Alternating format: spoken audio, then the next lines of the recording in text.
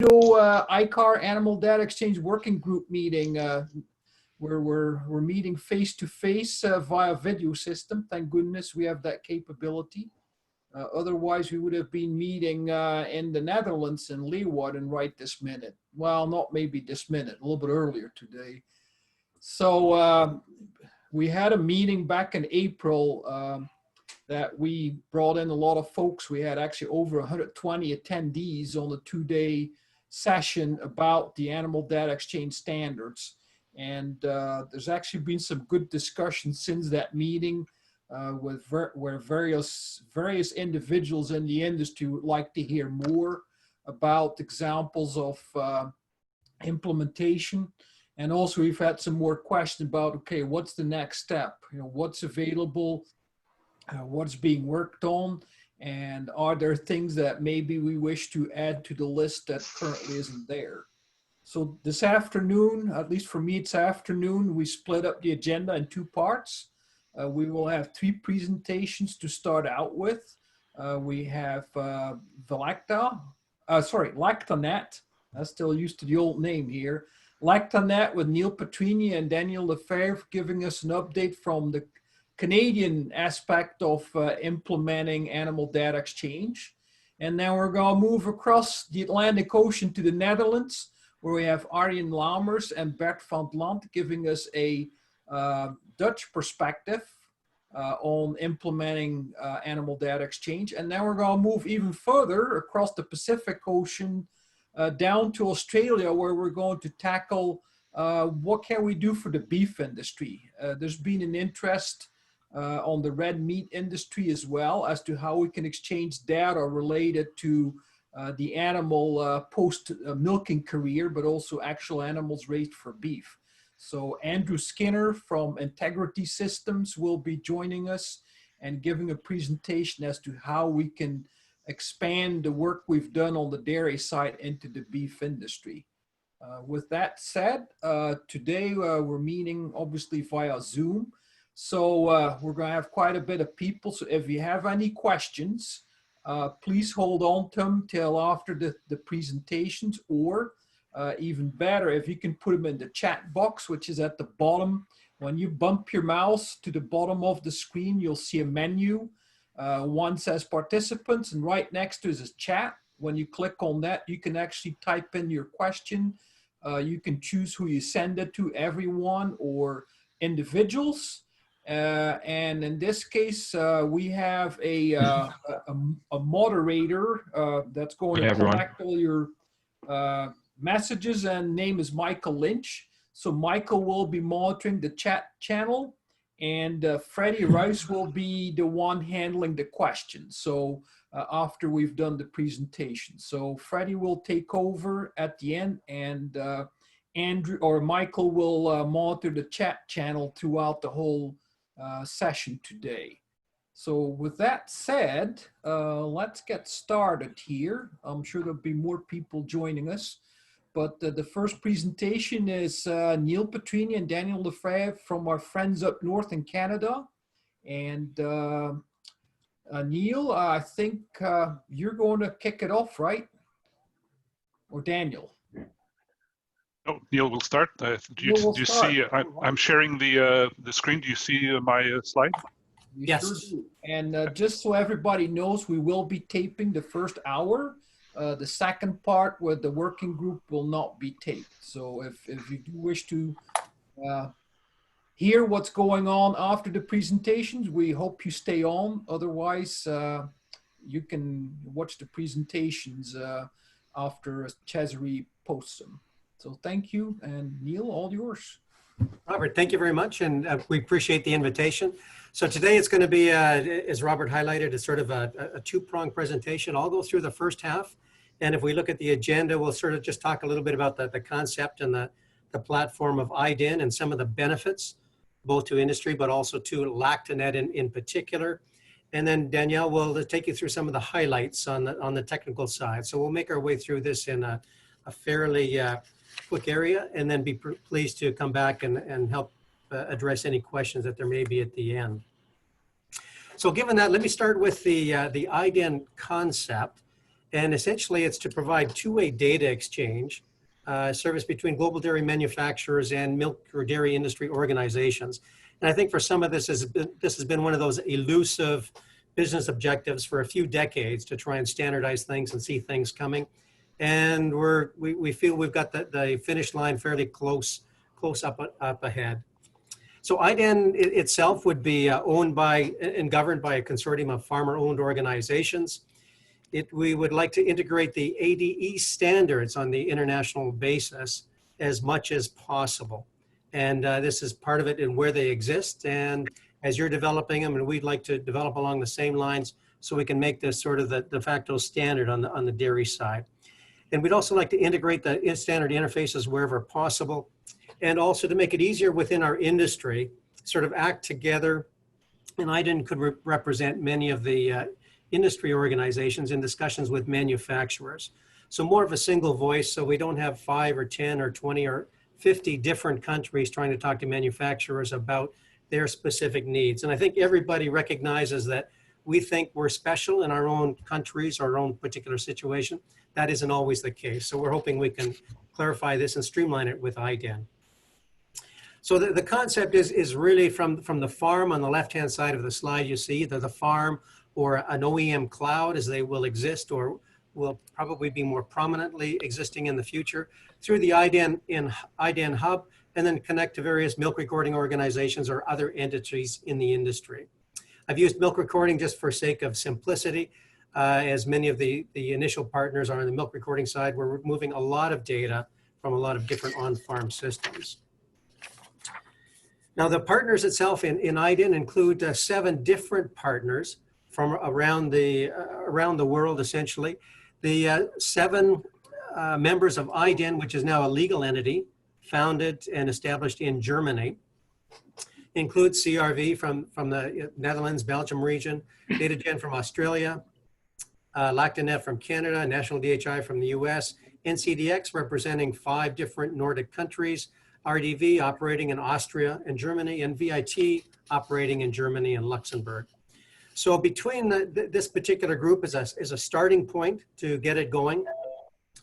We're operating in the members are operating about 13 different countries with about 20 million cows in those particular locations, of which about 70% are milk recorded. So close to the 130, 140,000 milk recorded animals.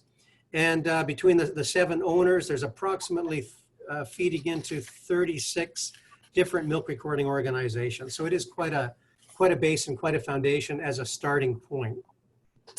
As we look ahead in terms of what we'll be doing, so IDEN is acquiring an existing data exchange platform. So we're not starting from scratch, but the objective is to start with something that's there and make it, enhance it even further with additional investment. So we're using a system that's been used in 5 different countries at this point in time, and is currently working with De La Val and Lely on-farm software systems. So from here, we'll continue to invest in the platform further to integrate the new ADE standard protocols, and then invest further in the hub to connect to manufacturers and subsequently to other equipment and sensor companies down the road that will be coming with new technologies and new information that will be utilized in the dairy industry. And so that everyone's aware, there have been discussions going on with a handful of manufacturers over the last bit of time. And just to keep everything going, I'll talk a little bit about time frame here in my next slide in terms of where we're at. So if you look down the road, we're starting off with our 7 members, but we see additional groups behind that. So in the founding members themselves, they will be 7 different members that are going to provide the investment to develop the system. There'll be, we have strategic partners. And sorry, let me just back up. So in the founding members, they will be dairy farmer controlled. Our strategic partners will be our industry providers or data providers, typically equipment manufacturers. And we'll be starting off, the initial partners will be those that are global in scale. And many that you will know, the De La Val, the Lely, the Bomatic, Gias, et cetera. And then as we see other more regional or smaller or newer sensor companies would follow as we add those down the road. The IDEN partners themselves will invest in the hub as part of that to make the connections and to make things happen. And then we'll have customers, which will be other possibly milk recording organizations or other organizations afterwards that could be used or that could use the service as well. So as much as we're starting off with a founding group, we're going to start off with just a base to get it started. As you can appreciate, we get too many people, it's too hard to get things started, so we've got a group to initiate the process. In terms of technical support, IDEN will be utilizing the services of MTech. So they're a technology-based company in Finland owned by agricultural organizations, and they developed the original system that is being purchased and will be engaged to expand that using the technology. So in terms of other key elements, other members, strategic partners, or equipment manufacturers and customers will each be approved by IDEN in the future as we add them to the team and the services down the road. There will be a technical committee comprised of member and strategic partner staff that will provide recommendations and input on further development. That will to make sure we continue to move ahead and use that expertise within the industry. And as we look at timelines, our current status and the current timelines we have are by the end of this year, sometime in the Q4 of 2020, we'd like to have the first operating connections between an IDEN member and one of our initial strategic partners. And then through 2021, continue to address and connect additional strategic partners, being equipment manufacturers, and additional IDEN members to get things in place. As everybody knows, technology sometimes takes a little bit longer, but it's one of the pieces we want to make sure that we have in place. So before we jump into the technical highlights from Danielle's perspective, I'd like to touch on some of the benefits of IDEN. So specifically for milk recording organizations or others where we've had to invest in the past, I think all of us in multiple connections, this will give us that opportunity to have a universal interface with multiple companies without having to continue to invest in each and every operation or connection. And likewise for manufacturers, again, we all think we're unique in the world and we have to have our own way of doing things. For manufacturers, our hope is that this will streamline things for them as well with a single connection that could be used by multiple other organizations. And these first two give us efficiencies. And those efficiencies that would translate across the industry to the ability to utilize common interface standards to operate and maintain just a single system instead of multiple systems that we're each doing on our own today, again, for efficiency and simplicity. And those efficiencies for farmers, but also for farmers as they will remain in control of their data. I think this is a common premise, but that will be a part of the IDEN approach. Now, specifically for LactaNet and our benefits, very similar as we go through the list. It reduces our investment in developing interfaces to connect to that we've had to do over the years. It reduces the number of interfaces that we have to maintain and continue to upgrade. We're integrating international standards. So as opposed to just trying to create things that are unique to our particular geography or our particular industry. Economies of scale we hope to achieve with IDEN that we could not do on our own. And very simply, we could not afford, as some of the milk recording organizations, to do something like IDEN on our own. So we think this is leading to better overall value if we look at it for delivery for customers in the future, quicker access to equipment connections or to equipment manufacturers, and lower operating costs. So we've got better value and better service for our customers are really the output.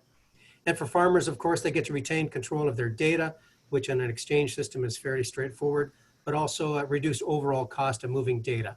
And I think we probably all wrestle with a little bit. Some of our producers think it's electronic, the data, and therefore it should move seamlessly, invisibly, and for next to nothing. And most of us involved in the business know it's not quite that way, but we like to get as close to that as we can at this point. So with that, Mr. Chairman, that's sort of the highlights of IDEN and its structure and what's happening, some of the benefits to the industry, but also to LactaNet. And I'm going to turn it over to Danielle now to take you through some of the technical highlights of IDEN and how it's going to work operationally. Danielle. Thanks, Neil.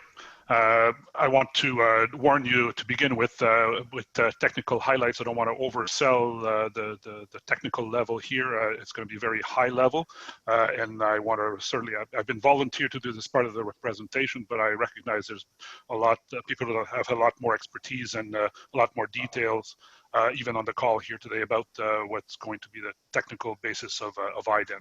But nevertheless, as Neil mentioned, IDEN is going to provide a platform or a standard interface to exchange data between dairy equipment manufacturers and dairy industry members around the world.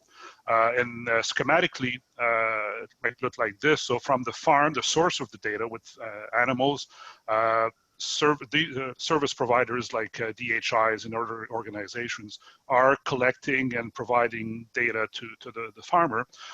And there are also obviously interfaces for all the farmers that have computerized milking equipment and other on-farm data sources. More and more of these are being moved to cloud-based data providers, as well as on-farm systems. And the other, in the upper left corner, the data integrators are the national databases or the dairy processing centers, and recognizing that in some countries, including Canada with Lactanet, these two boxes are part of the same organization, but in some other countries, whether it's VIT in Germany with a processing center serving multiple DHI service providers, or the 4 dairy records processing centers in the US providing data processing for a couple of dozen DHI service providers. So there's 2 of those models, but really what IDEN is going to do is provide a data transfer mechanism or a hub to connect those data integrators or national databases to cloud-based or on-farm data sources. That includes having to manage the usage rights for the farmer, and those national databases obviously have needs to handle the national specific needs. A bit of schematic on the data movement. So as Neil mentioned, we're acquiring an existing technology, and I would describe the way this platform works today as a passive system in terms of from the point of view of milk recording organization, in the sense that it is the farm management system that decides or pushes data through the hub into the milk recording organization. In the enhancements that we are planning to do in the IDEN scope, we will adopt more of an active process or an active role for the milk recording organizations, in the sense that they will initiate requests to the data sources, cloud or on farm, through the hub, and send those requests and ask for new data being available in the cloud or in the farm management system. The hub will not have any data storage. It's simply a connecting point for forwarding requests and data returning to the requesting source, and possibly doing some transformation of the data in the process, but no storage in this data hub data structure. We will work with the notion of mandates, so the rights are managed and validated by the data delivering partners. So they may, for those that already have existing authentication services, they are likely to reuse the existing services and will use a standardized logging request. We will have a centralized process for generating organization ID. So we will provide an ID for each organization in the registration process for the API keys, with one unique ID for each organization. And that organization will use this ID to authenticate and log into the data delivering partner. The registration process at the beginning will be done manually. We're not talking about hundreds and hundreds of different organizations to process, so that'll be handled manually for each organization. So setting up a new organization with IDEN, the organization will receive a key, an API key for IDEN, and a unique organization ID. Then the organization will register that organization ID with the data providing partner, whether it's an OEM or a manufacturer or a milk recording organization, whichever the case may be, using this organization ID as an identifier, and will have to receive a secret or a password on a side channel to then in turn receive a token by which will be authenticated on the data providing platform.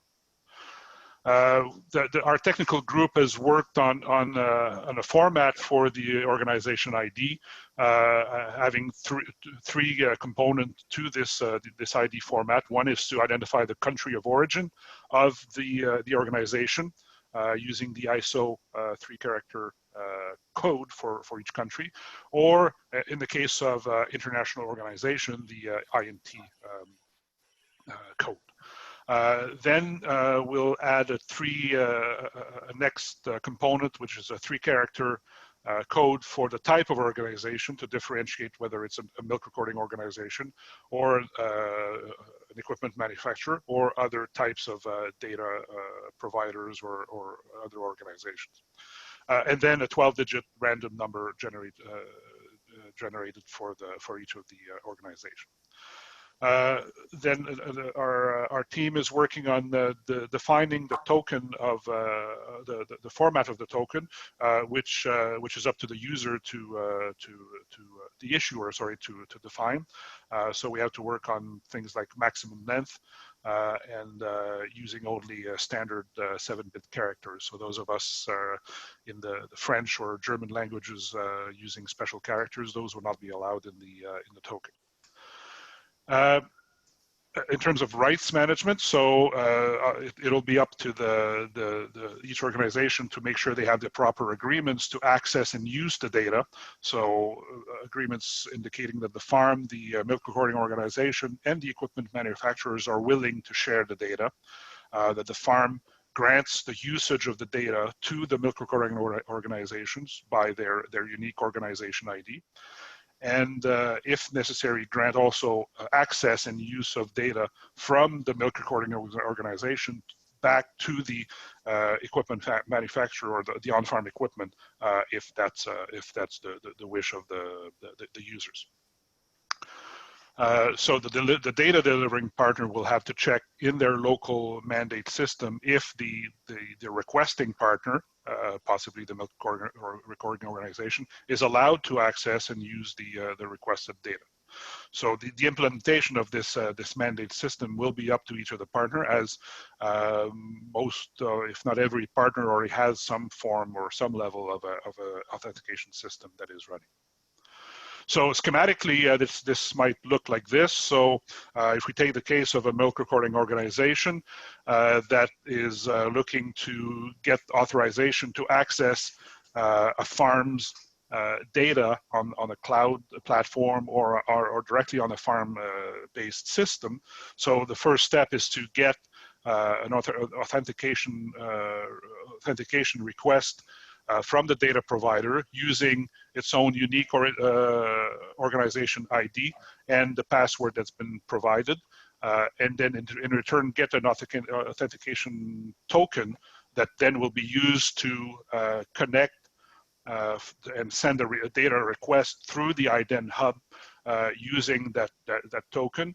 And the IDEN hub forwards this request to the data provider using that token, and the data provider then verifies that the token indeed is correct and authenticates the MRO, and that there's an active mandate between the farm and the MRO that exists. And if that's the case, then the data provider will send the data response back through the IDEN hub and to the milk recording organization.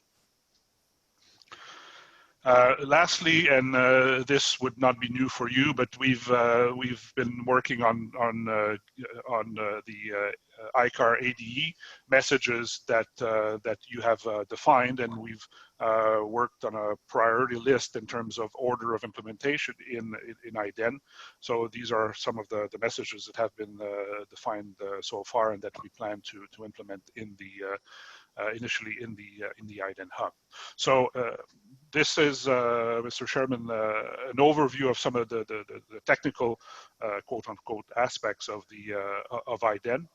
And with that, I think, Robert, you indicated the questions would be left towards the end. So hopefully we'll be able to answer some of them. And I know there are some very capable people in the crowd that I can call upon, or we can call upon, to answer those questions. So Robert, I'll turn it back to you. Thank you, Daniel. And Freddie is monitoring the chat channel, and as we switch over to the next two presenters, which are Arjen Lammers from Join Data and Bert van Land from CRV. Maybe a quick question, Freddie. Do you have one in the list? Yes, I think, well, maybe even a few good questions. The last one that came in, for instance, from Brian Wickham.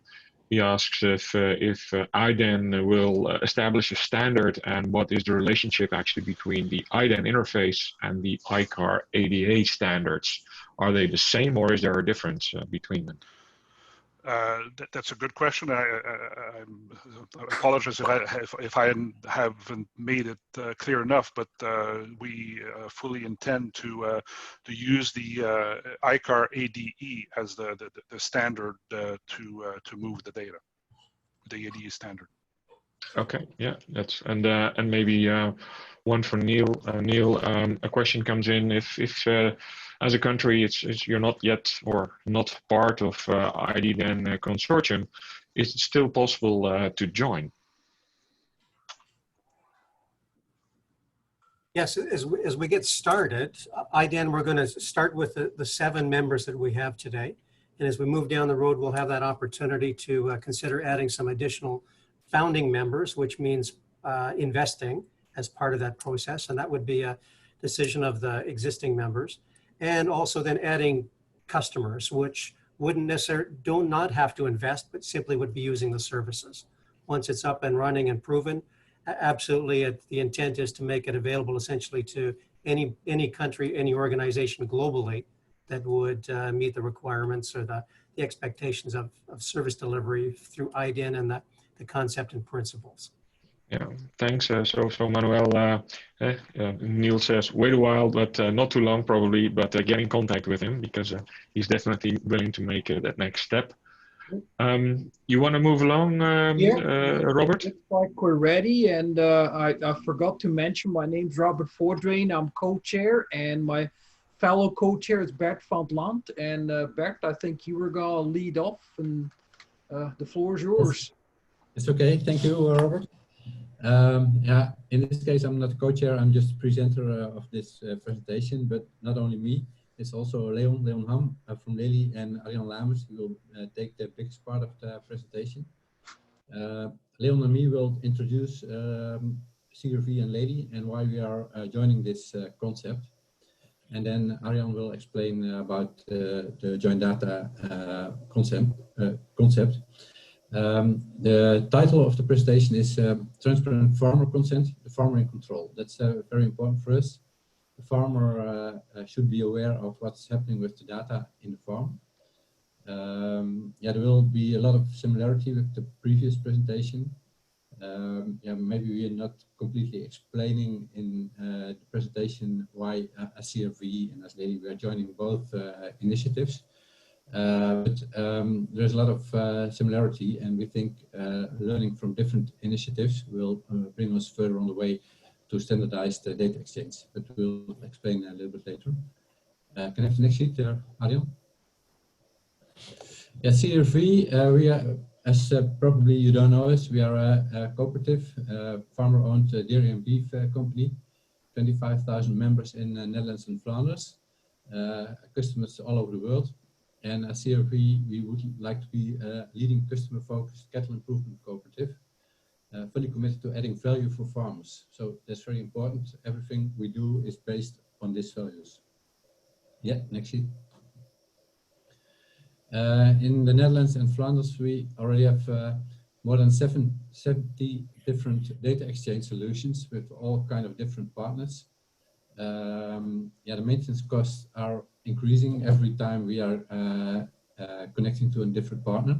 So about 5 years ago, we thought this wouldn't work if we continue this on this way, and that's one of the reasons we start Join Data. We would like to have a standardized data exchange because data exchange is an important precondition, but it's not our focus. Our focus in CRV is on optimal customer experience, maximum availability of our applications, and the up-to-date information in the applications. So sharing facilities on data exchange, increasing transparency for our customers, for the farmers, is cost saving because we do a lot of things together and a drive for new innovations, we think. Next sheet. So we try to join forces in data sharing. For the standardization, we use the ICAR standards. We are quite, for a long time, working with the data exchange working group. We started more than 10 years ago with the current interfaces. Not everything went so quick and as we would like to happen. What happened in the past, we would have liked it a little bit faster, but the last 2 years, I think we made enormous progress, and we adapted new standards and a lot of other companies, and yeah, we are using that standard in this solution. For the permission register and the API interface, we're using Join Data in the Netherlands and Flanders. Probably also ID then in other countries. I don't know. We will see what the future will bring.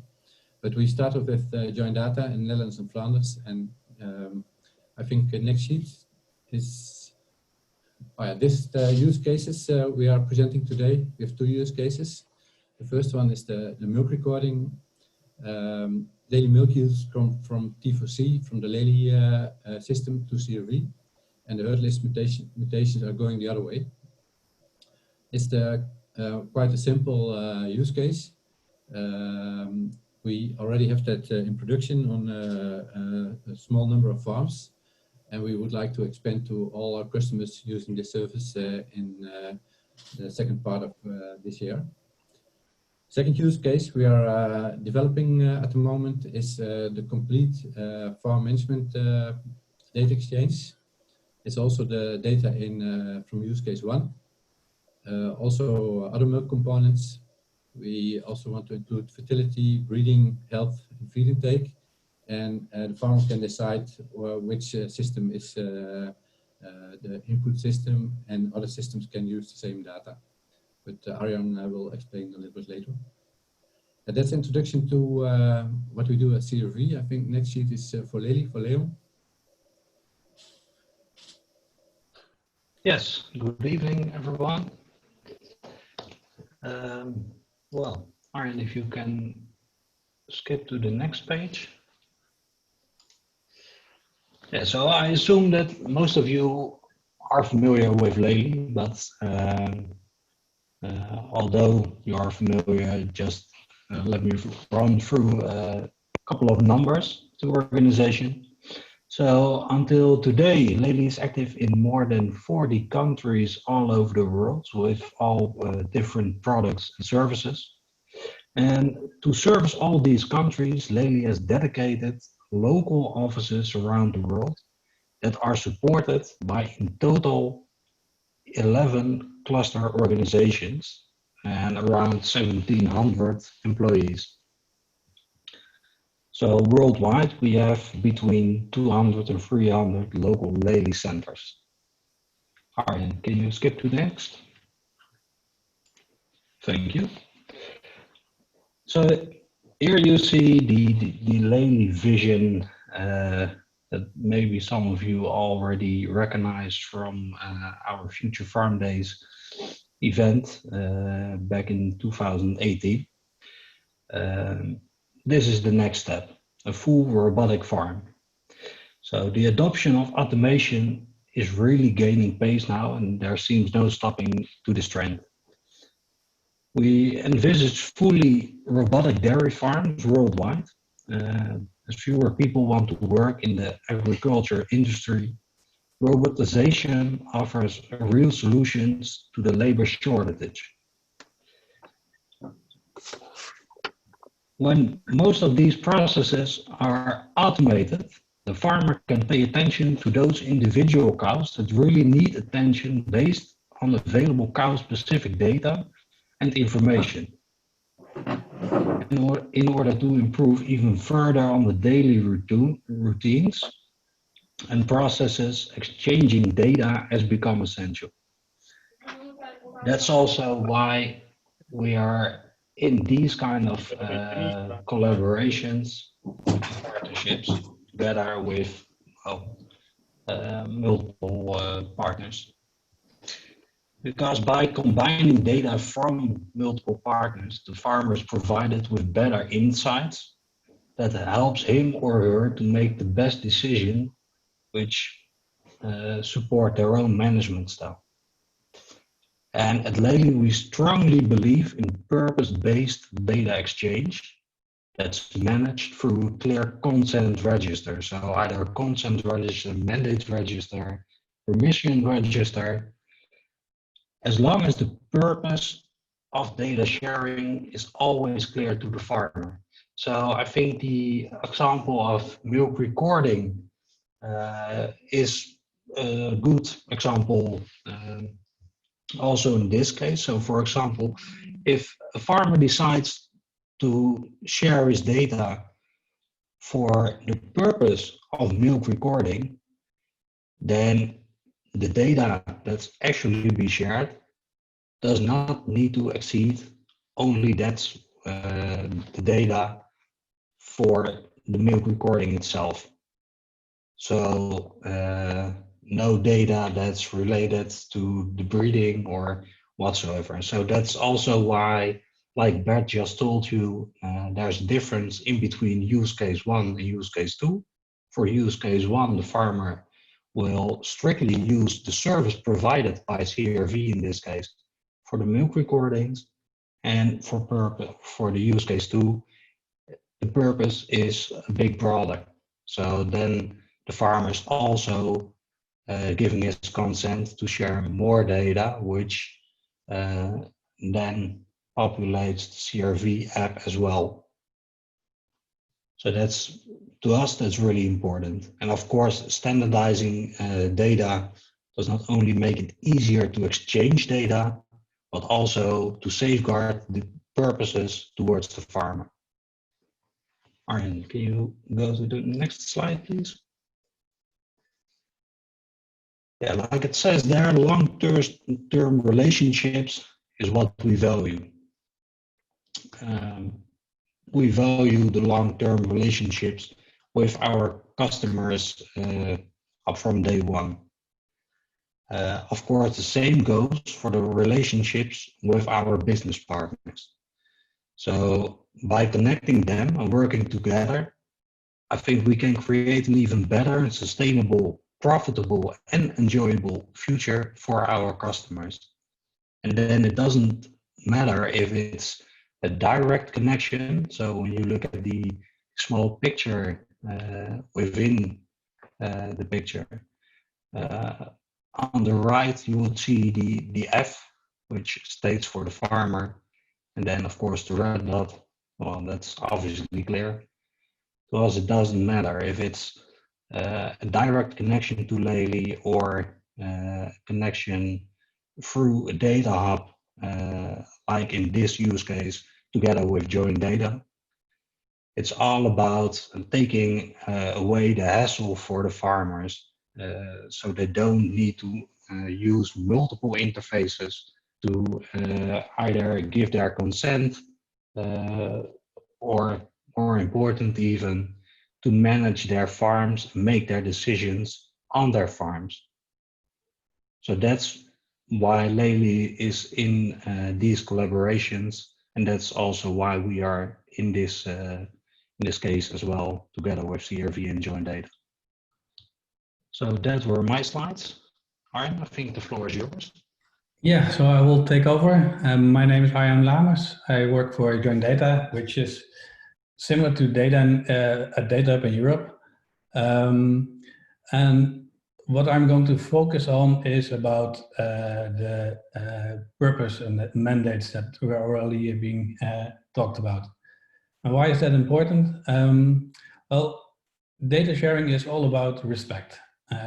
Since it's quite hard to take back data that you've shared, you need to make sure that upfront you know that what you're going to share, that you know who you're going to share it with and what they are going to do with it.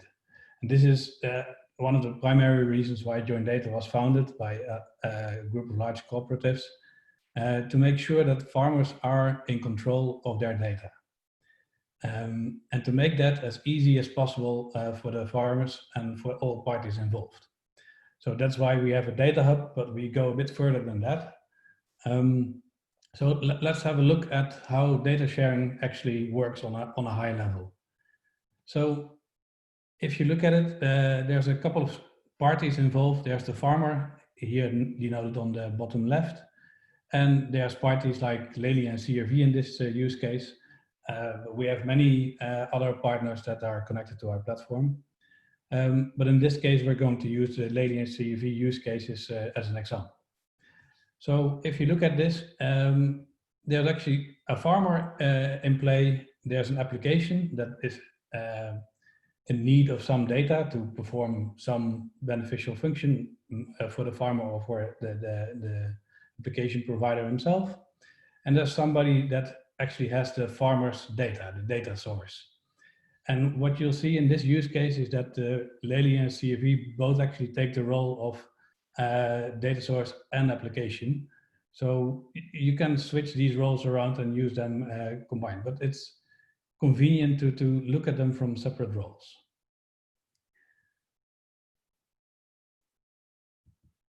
So if you look at what you actually need to arrange for a proper data exchange, there's a couple of things that you need to look at. There's the technical side, and I won't go too much in detail about that, but there you have to think about the message formats, the way you're going to transport the data, and a lot of technical details on how are you actually going to make sure that who are you talking to, the authentication part. But there's a bit more to data sharing than just the technical part. There's also the part where you have to identify the different parties involved. You have to identify the farmer and his equipment. You have to identify the party that's going to query your data, and make sure that it's actually the party that you're going to that you are intending to send the data to. And you have to arrange for consent. So that's consent from the farmer, that he's fine with you sharing his data. But there's also the notion of a license agreement. So there might be some other restrictions on the data being used. So these are all things that need to be in place. So there's a technical part and a legal part. And for the technical part, Joint Data adopts all kinds of standards, and ICAR ADE is in the agricultural sector or in the dairy sector quite a big one. And in the use case, as Bert already mentioned, we are using the ICAR ADE standard. So that defines how the data looks like, how the messages look like, and how they can be exchanged. ICAR, the ADE standard, also provides examples and preferences for how you can transport it via URL schemes and stuff like that. In the ADE standard, there's also this notion of schemes, and this means that since many countries have different ways of identifying a farmer, there's a notion of a scheme where you can state that, for example, in the Netherlands, the farm location is called a UBN, a Dutch location ID, but there are many other ways of identifying a farm. And one of the interesting things that you need to tackle if you're a data hub is that you make sure that you can actually match all these different identifiers together. So for example, in this use case, there's this notion of a farm ID at Lely, but CFV uses UBN. So you have to make a match for that. If you look at this from a farmer's perspective, things are actually a lot more complicated. So the data exchanges for the data sources and the applications are all fine. But for the farmer, this is turning into quite a nightmare to manage all of these mandates. So if you look at current data exchanges, and this is in general for any data exchange that we've seen so far, is for each data message that is going to be exchanged, each type of message that's going to be exchanged, you actually need to give consent twice. Once at the application that they can use your data for a specific purpose. So in one of the examples, that CFV can use the milking visits for doing milk recordings. But for that same data exchange, the farmer also have to give consent to Lely. That Lely knows that CFV is entitled to actually receive that data, but not really knowing what they're going to do with it, because that's known to CFV and to the farmer. And this gets even worse. So this is just one use case, and you already have to give consent 2 times. And if you have 2 different applications, then it's going to be 4 times. If you have more than one application, this turns really into a whole load of mandates that the farmer has to give. And even worse, the managing all of those mandates is done in different locations. So you have to manage it at either your milking robot screen or in your farm management system. And for each and every application, all of them have a different mandate registry, which is a big problem for the farmer, because then he will lose oversight. And if he loses oversight of who's going to use his data, he will be less trusty in actually sharing his data. So either he will give up on gaining control and stop sharing altogether. So making sure that the farmer has oversight and that he knows what his data is being used for is essential to make sure that we can take the next steps in data management in the agricultural sector. So this is where joint data comes in. For the agricultural sector, we not only distribute the data, but we also arrange for central consent. So how does this look like? Well, we have a product that is called My Joint Data. This is where a farmer can actually get an overview of all of the applications that he's working with for all of the different companies. So zooming in, in the use cases that we've shown just now, they're here. With one glance, he can see that T4C is using herd list mutations. They manage the farm management by CFV. They want to use all kinds of data, but for milk recording by CFV, you just need yield milk recording data. So this is what we're aiming for. And as we speak, we are in production. So the use cases as described, they are in production, and we're testing it with a beta group. The APIs will be published on, using the ICAR ADE standard. Joint data itself, we have been up and running, well, some parts of the platform have been up and running for almost 10 years. And these are the latest extensions that we're building to the platform. And these specific use cases are planned for general public in September 2020. So then people who want to join and make use of or extend these kind of use cases, they're welcome to join. So that was our presentation, and I think I'll hand it over back to Freddie. Thank you, Arjen. And Looking at the clock here, we'll skip questions for a second here, and we'll go to our third presenter, and then we'll wrap it up with questions for all three presentations. So our third presenter is from Australia, Andrew Skinner. I think you're on, and if you want to share your screen, that would be great. Andrew came to us via Andrew Cook. Andrew Cook is our lead person on the technical side, and we've had some requests from participants to talk about the meat side of the equation too, and how we can exchange data there. And Andrew's been involved in the meat industry in Australia, and I had the pleasure to visit Australia about well, it's almost 15 years ago now, and learn more about their industry. And what I've learned from Australia, they export a lot of beef products outside, and information like traceability, et cetera, extremely important to them to send products outside the US, outside of Australia, and knowing information about those products goes with it. And I think you know, this opens up the ADE to a wider audience. So Andrew, feel free to go ahead and present. Great, thank you very much, Robert. So I can just double check. Can everybody see my screen? Okay. I'm not a Zoom expert. All good. Excellent. Okay, so thank you for the invitation today. I'm going to give everybody a bit of an overview of what Integrity Systems Company is, and then talk a little bit around our 5-year strategy. And also then just look at some of the data sources that we have access to. So how our program works, what data we have access to, and then hopefully what we're going to do with it. So if I can make this move on. So Integrity Systems Company we're a wholly owned subsidiary of MLA. So those of you who don't know who MLA is the industry research and marketing body for the red meat industry here in Australia.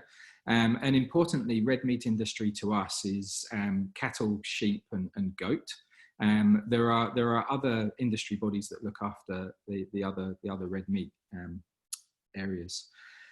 From a remit perspective, Integrity Systems Company is there to manage on-farm assurance and traceability through the supply chain, and we do that by managing all operations, the communication of the program, and then also importantly customer service as well. So we run a help desk for industry, and from the interest of this group, we're also responsible for managing supply chain data and providing feedback from that data back to industry. We do this primarily through 3 industry programs. So we have our livestock production assurance program, which is around on-farm best practice. We have our national vendor declarations, which basically are around, give detail around the animal and making sure that the animals have been produced in the way that they're supposed to. And then we also have our national livestock identification system, and our national livestock identification system allows us to track and trace animals through the value chain. And again, I'll go into each of these in detail in a moment. So the reason that we do this, as Robert said at the beginning, is really around growing our reputation internationally, and also about building trust in our product. So from our perspective, you know, we've got a $23 billion industry, and our programs support that. You know, we've built this reputation up over time, so it's very valuable to us, and you know, we're very proud of our status internationally. And for us as well, it also allows us to sell at a premium and make sure that we can access new markets. Importantly, one of the differentiators for the Australian integrity system is that we're an industry-driven system, so industry-endorsed, industry-driven, and very, very valued by our industry participants. And then importantly for this group as well, this ethos of trust, we extend that into our data initiatives and our data governance. So, you know, we understand that trust isn't just around the physical product, it's also about the digital product that we manage as well.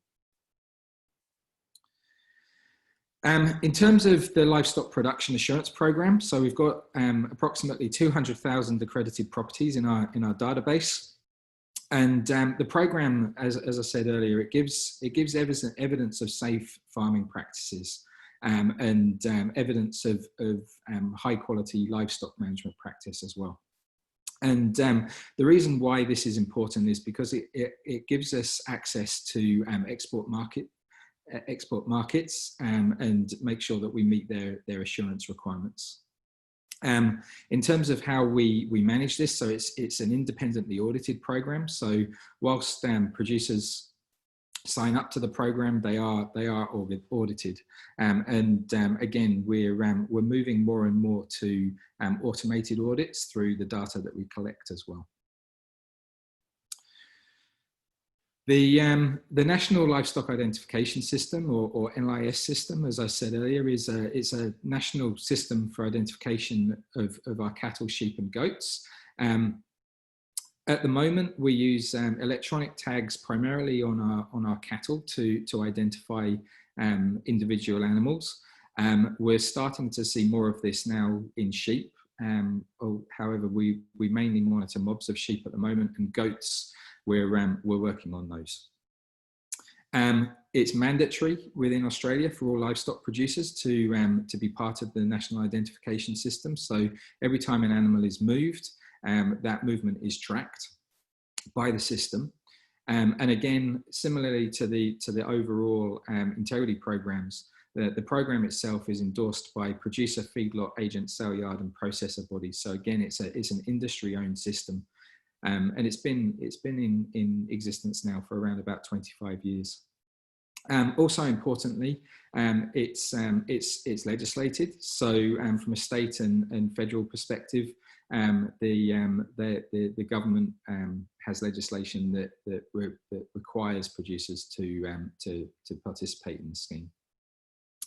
The database itself contains transfers, but it also contains property statuses as well. So in terms of, you know, from a biosecurity perspective, we're able to track and trace animals in terms of both the animal itself and the animal history, but also the history of what the animal's been exposed to at various properties as well. As I mentioned, that it's a 25-year-old program. We've got millions of records in the database, and from our perspective, from a data mining and data science perspective, it's a bit of a gold mine for us. I've just noticed that I've put these out of order, but the National Vendor Declaration, the National Vendor Declaration is a declaration of food safety status and also the history of the livestock. So if you think of the NLIS system as monitoring and tracking the movement of the animal, the NVD really provides the detail of the animals being moved. Again, it's a requirement of the traceability system, and it's required for stock movement between properties of any type. It's also a legal document as well, so it has to be true and correct. So to a certain extent, there's a level of data quality built into the program. However, there's also other aspects that we put into the program to build the quality of the data collected. Importantly, we've also launched an electronic version of this. So currently that NVD is a paper-based document, but we have an electronic NVD program where we're digitizing the process to capture more data and to be able for us to link and join more of the data together. And then from a paper perspective, we've also got millions of these scanned forms in our database as well. So we mine those for additional information. And I could probably do a whole presentation in itself on the joys of OCRing handwritten, or at least producer handwritten NVDs. So MIS, I just thought I'd give a little bit more information about how it works. So as I said, the whole process is based around a unique animal identifier. And this identifier is attached to the animal in an electronic ear tag. That ear tag stays with the animal throughout its life. There are situations where the ear tags are lost and replaced, but again, the system accounts for that. You know, whole of lifetime traceability is very important, because obviously with breaks in the data flow, that's where we start to get some challenges just in terms of understanding the history of the animal. Alongside the animal identifier, we also have a physical location code. So every property in Australia has what we call a PIC, which is the property identification code. And when we put the electronic ear tag identifier alongside the property identification code, it gives us a really good way of understanding exactly where an animal's been. And then from the biosecurity perspective, should we need to trace an animal and do the contact matrix of that animal as well. So all of the other animals that animal may have been in contact with, we can pull that data relatively quickly so that the state governments can follow that through. The whole system is made available through a web through a web interface and also an API, and it allows the value chain to query the database and to correlate movement and data details. So again, from the state jurisdictions, they use that from the biosecurity and auditing traceability, and then our value chain use that data as well to understand the history of an animal and to understand that they're consigning animals from where they think they're consigning them from. Another important area of the integrity systems remit is around the broader industry digital value chain programs that the MLA run. And the digital value chain programs are really around the data flows and the digitization of other supply chain processes.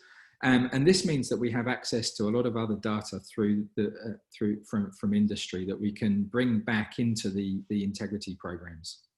And vice versa, to provide us with insights into how our industry runs, and also to help build and boost value chain productivity and profitability. As I mentioned earlier, we've got our property identification codes. The property identification register is a pretty important data set to us. Again, it allows us to understand who our producers are, where they are, what they're doing, and both from a code perspective, but also physically. We're working to build out the geospatial aspect of that database at the moment. We're able to provide carcass feedback to our value chain. So again, if you imagine all of those other programs that I was talking about, sort of take an animal from birth through to death, the carcass feedback process works the other way in the value chain, and it's a way for the value chain to optimize the production of animals. And again, we take a lot of measurements from that animal, from everything from their lean meat yield, all the way through to health aspects. And then importantly as well, we match that against market fit. So all of our carcasses are put up against the market grid. And what we do is we use that carcass feedback system to help our producers get the optimum position on the grid, so that they get paid the most for their product, and then also that the product generates the most revenue out in market as well. We have our MSA program. So our MSA program is around eating quality. So again, the value chain measures the quality of the product going through the processor, and that data is captured in a database. Again, we've got many years worth of eating quality data in our database, and we're able then to correlate different animal traits back to the eating quality of an animal. And again, that eating quality, we look at things like the marbling of the product, and then also through to things like just physical eating quality as well. Other data we collect is around animal health. So we bring animal health data back into our data platform and our analytics platforms. So again, we're able to correlate animal health challenges back to things like carcass performance and its effects on eating quality. We've just released a new program into industry. So we have a program called DEXA, and DEXA is a technology that is primarily used in airport security. So when you walk through airport security and you get scanned as you go through the gate, we're now using that same technology to look at things like fat content and our lean meat, and to get an estimate of the quality of the animal and the amount of product that we can get from that animal. That also informs things like cutting within processing as well. We also collect a large amount of sheep and beef genetic data. I've put an asterisk next to that because in terms of the data that we have direct access to, MLA and Integrity Systems Company have access to research data. We don't necessarily have access to the full commercial genetic databases as they're managed by other third parties. But again, we're working to bring more of those into our portfolio. We also have access to market information data, so that's the prices, market prices, volumes of product, that kind of information. And then more broadly, we're starting to introduce more supply chain data into our platforms as well. So we have access to everything from feedlot data all the way through to transporter data, that kind of thing. So we can understand where things like bruising enters the chain. We're looking at things like cold chain preservation, that kind of thing. And then really sort of pre-paddock, so genetic data all the way through to post-plate, so consumer health data is the goal. So that's really where we're trying to aim at the moment. And then plus the enrichment data as well. So, that's everything from, soil data on pick through to carrying capacity, production capability, regional issues, everything that you can possibly think of. We're building up into a pick data cube at the moment. So property data cube, so that we can start to build out an industry digital twin. In terms of where we go next, so we've got a 5-year strategic plan. I didn't know this slide built, so just give me 2 seconds. There's 3 pillars that we're adopting over the next 5 years. So building out our current integrity system, really making sure that that the current integrity system continues to deliver and supports industry. We have a second research pillar, which is around pursuing and adopting new integrity approaches. And really that one there is for us is around building more data providers and automating a lot of the current manual processes. So there's a lot of opportunities there for improving data quality, but also increasing the volumes of data that we have access to. And then importantly, and the one that I'm most focused on, is the leveraging the integrity data to add value.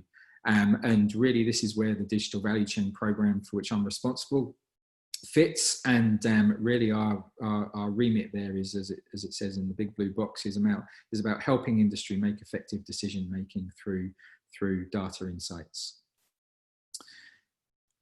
So to support that, we've pulled together a data strategy.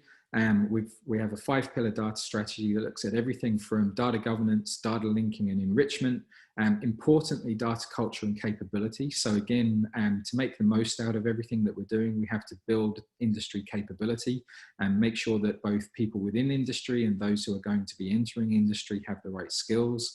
to both make the most of the programs that we're putting together now, but then also importantly have the capability for the jobs of the future.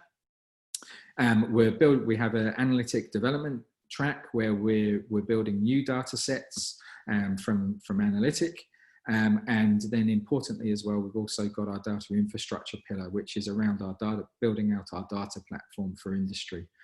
So we've got we've got a maturing data platform at the moment that covers off quite a few of the things that that have been talked about this morning in terms of data access and data permissions, data agreements, that kind of thing.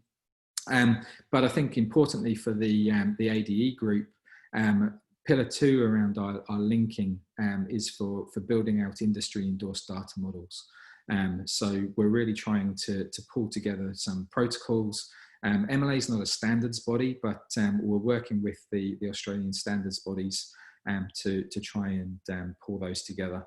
And we've been working with Andrew Cook and the team at Resair around putting together things like we have a common animal object model that we've developed on top of the great work that's happened in New Zealand with Data Linker in the dairy industry, but also pulling in elements of ADE.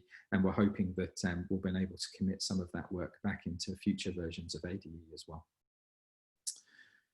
In terms of our challenges, some of the guys this morning have already talked about some of these. One of our biggest ones at the moment is around data quality, which again is why these protocols and standards are important. So, you know, how can we make sure everybody's recording the same stuff, using the same metrics, and that calibration is where it needs to be.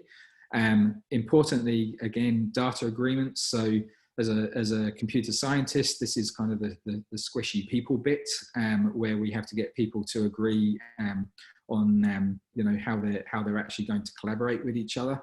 And in the Australian industry, where we've basically bred an industry that's been designed to compete over the last 150 years, asking everybody to suddenly start to collaborate has been a bit jarring for the industry, but we're making great progress there.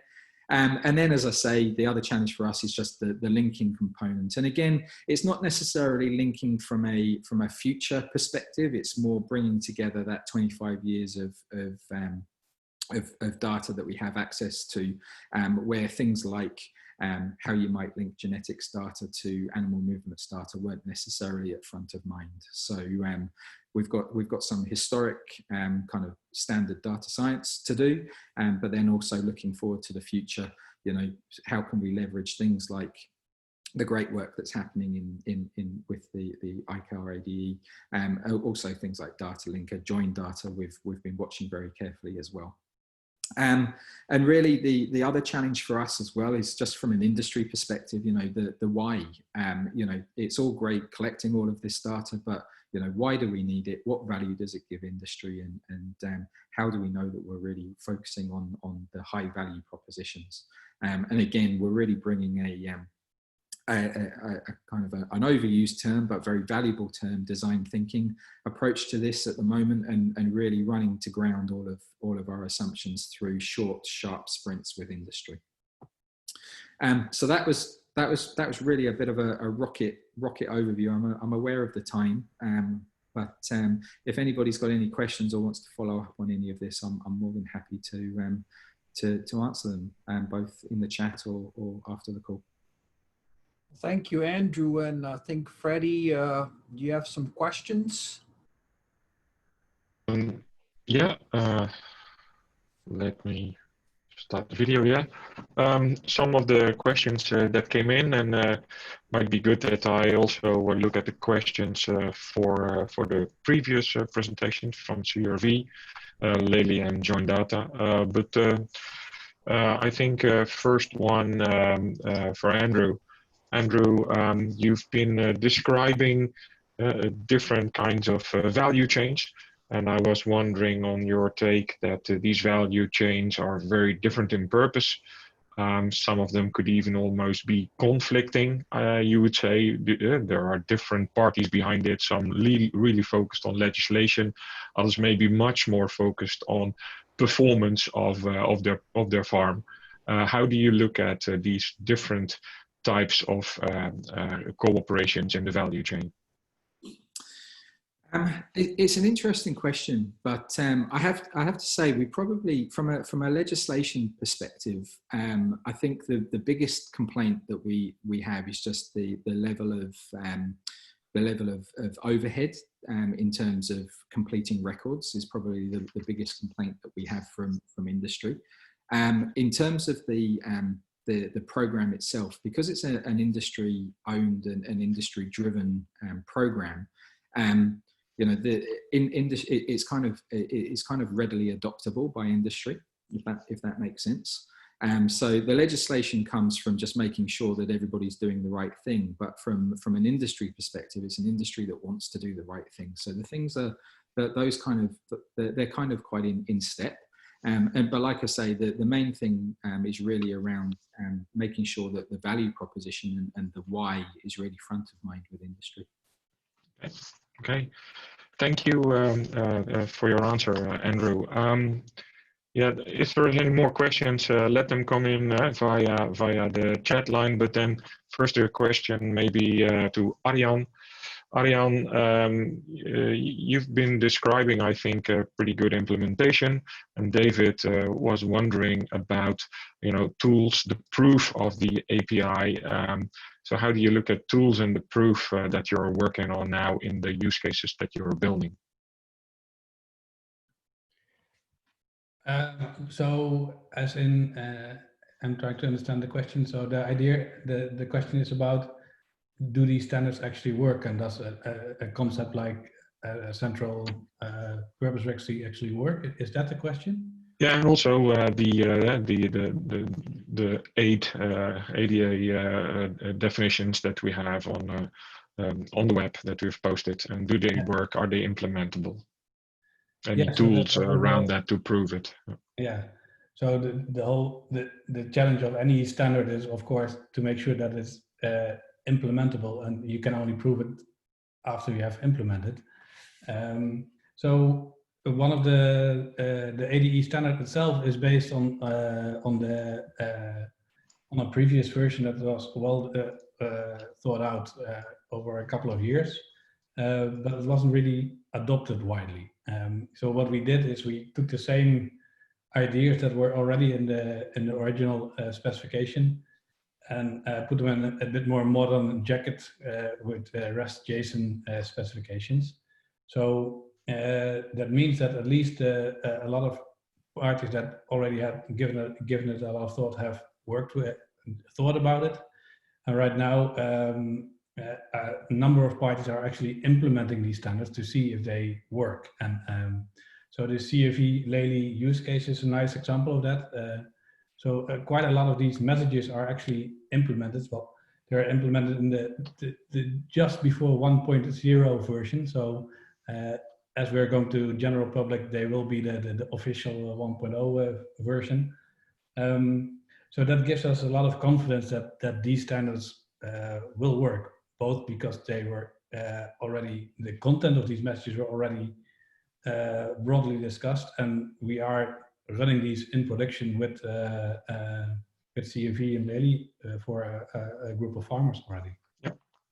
Yeah, thanks, Arjan. And I think I should also point, I'm not sure if it's maybe you already know, but in the previous talk that we had in this meeting about a month ago in the presentations, which there is a recording of on the ICAR website, a lot of the development tools have been shown there. So it's also pretty interesting to look at. Not sure if you've already done that, but otherwise, you know, it's a double, never hurts. Going back to another question, if it's okay, Robert, to Bert van 't Land. Bert, you're involved in multiple initiatives, as you said, and could you maybe share some of your insights from joining these multiple initiatives? I can try.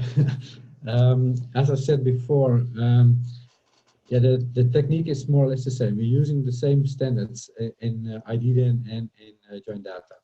So for it, it's not really a double investment. What we would like to do is use again as much as possible from what we learned from the past. In IDDN, we could not reuse the thing about mandates. In joint data, we can. So yeah, why not using both? If what's against? That's maybe a question back, but that's my answer. Yeah. So any response? Any more questions on this? If not, then let me ask a question to Leon. Leon, yeah, you've been pointing a lot on the interest of farmers, their needs, and the question I get here is the efforts Lely is putting on integrating different data sources. Are farmers actually interested in to see these data sources come together? Well, I assume nobody's actually waiting for lots of data integrated in one system without any insights or any benefits coming out of it. So it's not that much about the data being shown as, for example, in an overview in a system. It's more that farmers are looking for an easy way to access everything, so it enables them to make a proper decision without the need of accessing 20 interfaces, for example. So by integrating data and combining it to, let's say, actionable advices, that's where the benefit for the farmer is. So yes, they are interested. Okay, yeah, thanks for that insight. Robert, I think I saw that one of the questions was already answered back into the chat. So if there are no more questions coming in, otherwise people raise your hand, but otherwise I would like to give it back to you. Well, thank you, Freddie, and appreciate everybody that presented today. It was really good. A couple of parting words from my end. When we look at dairy industry versus beef industry, every dairy cow in the end ends up being a beef cow. However, when you look at the dairy industry, they've always kind of seen, once that cow leaves the farm, we're not that much interested. And things have really changed just in the last 2 years. We have large dairy farms in the U.S. that breed probably half their cows with beef cattle now, or beef semen. And those animals are sold in some cases, but some of these dairy farmers keep them, and they put them in a feedlot, and they're interested in information about those animals as well. So I think our industries have a lot in common when it comes to need for data and sharing. So I certainly think there's a strong need for us to think beyond just what happens in the parlor, but also think about what happens with that animal once it leaves the farm, or the types of health treatments that are being done to your animals while they're on the farm, and what impact that has once the animal leaves the farm. So to me, that's really exciting.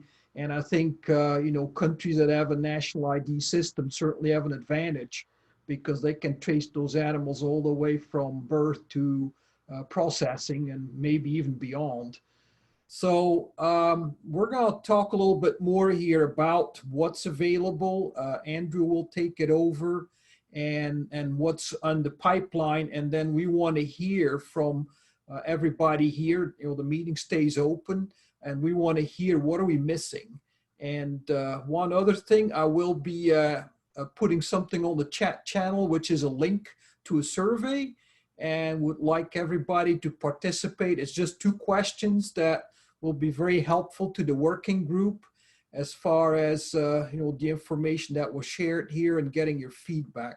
So Andrew, I'm going to hand it over to you, and take it away. Great, thank you, Robert. And I think we're stopping recording at this point or very soon, so that if people want to ask questions interactively or make suggestions, they don't need to feel embarrassed that what they're saying will be recorded.